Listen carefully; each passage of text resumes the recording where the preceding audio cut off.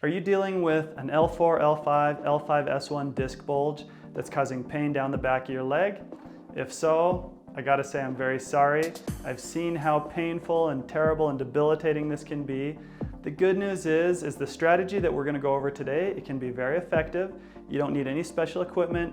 You can do this all at home. And for many, many people, this can really help ease that pain caused by these disc bulges. Hi, I'm Dr. Daniel Bridge. I'm a chiropractor here in Helena, Montana, and this channel is dedicated to teaching you tips and strategies to taking care of your spinal health so that you can lead a healthy, pain-free lifestyle. All right, let's talk about the spine. Here's the lumbar spine, and you have your L4 vertebrae, your L5 vertebrae, and your sacrum. So what we're really looking at is your L4, L5 disc and the L5S1 disc. Those are the two most common discs that are going to bulge and are going to herniate and are going to butt up against that nerve and cause that pain going down the back of your leg. And it can be super frustrating, as you know, because it seems like no matter what position you get in and no matter what you try and the ibuprofen that you take, you're still dealing with that pain that can be very, very intense. This strategy that we're going to dive into today has been researched and proven, and it can really help many, many people with this problem, oftentimes almost instantly.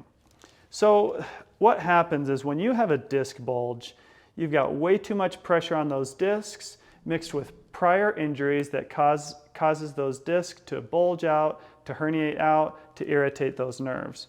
The more we bend forward, the more pressure goes on those discs. So by actually coming backwards, we're taking pressure off the disc and we're actually allowing that bulge and that herniation to come back to where it's supposed to be.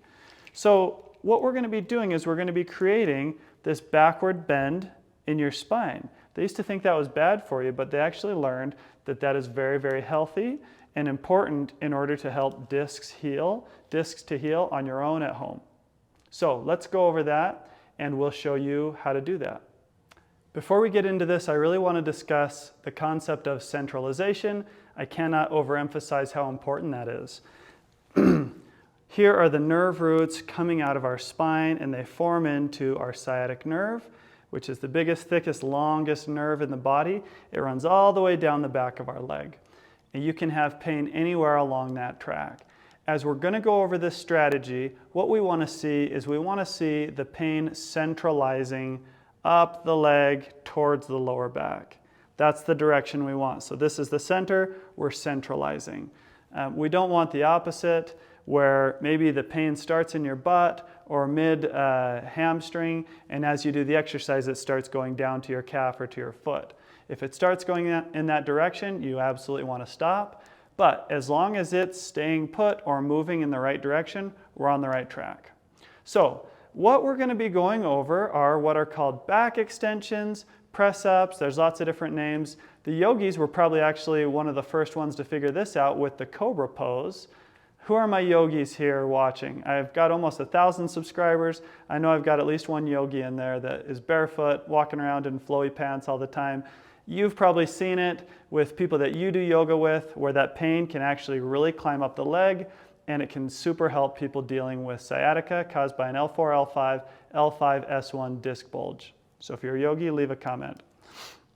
What we're going to be doing is, once again, we're going to be inducing that extension, is what we call it, that backwards bend in the back, which can actually even cause the material in the disc to move to the right place. You can do this on the ground. I know that you might not feel like getting on the ground, or better yet, getting up off the ground. If that's the case, you can do it on a couch that's more firm, or you can do it even on your bed. Even though it's a little more squishy and movable, you can still get a lot of the same workout. What you're going to do is you're going to lay down on your stomach. Sometimes even just laying on your stomach is going to provide some relief. So that's where I would start. If your back is really hot, as in it's in really a lot of pain, it's really flared up, you're going to want to go slow. The way to start to put that extension into your back is really just bringing the head up off the ground. You can even rest it on your hands. And then back down and see how that goes. Now, most people are going to be able to actually come right up to their elbows and arch that head back and then down. and up and down. The next step up to make this even more aggressive is you're going to put your hands palm down, fingers forward, right under your shoulders, and you're going to, as I said earlier, press up. When I press up, I do like to look up to really get that maximum extension in my back.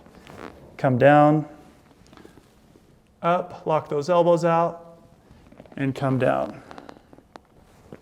One of the really important things when you're doing this is you're not pressing up like this. You want your pelvis to stay essentially glued down to the table so that the arch in your back, watch the difference here. If I'm not gluing my pelvis down, everything rocks up. Even though I'm coming up, I'm not actually creating that much more extension in the lower back. Whereas if you keep the pelvis down, then you can get that extension. So that's what we're going for. Keep the pelvis down, create that extension, look up. There's different ways to do this. Do what feels good. What I really like is I like 3 sets of 10, and I do each extension for 1 second, hold down for 1 second, up and down. The nice thing about this exercise is you can do it many, many times throughout the day. So it's not really one of those things that you overdo. I typically would wait for an hour. After doing my 3 sets of 10, I'd wait an hour and do another 3 sets of 10. You probably want to aim for 5 sets of this throughout the day. So all in all, that's 150 press-ups, which I know seems like a lot, but if you're really dealing with this pain, obviously it's totally worth it. I've heard of people doing as many as 12 sets of this through the day, every hour doing 30 of those, 3 sets of 10.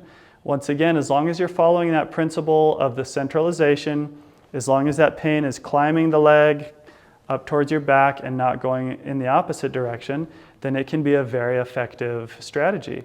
Once again, this can instantly cause a relief or a shift in the pain for people. A lot of times, even after that first 3 sets of 10, take a measurement mentally of where you're feeling the pain, do your 3 sets of 10, walk around, and then pay attention. Where is the pain now? Did it start here and now it's mid-thigh?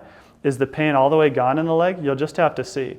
But we're remodeling that disc, which can be kind of a stubborn area in your back, so you really want to give it the repetitions in order for these changes to take place. If you have any questions about an L4, L5, or an L5, S1 disc bulge, how it's affecting you, please leave that question in the comments. I read every single comment and I respond to every single comment. Test me out on that. Also, most people that are watching these videos aren't subscribed.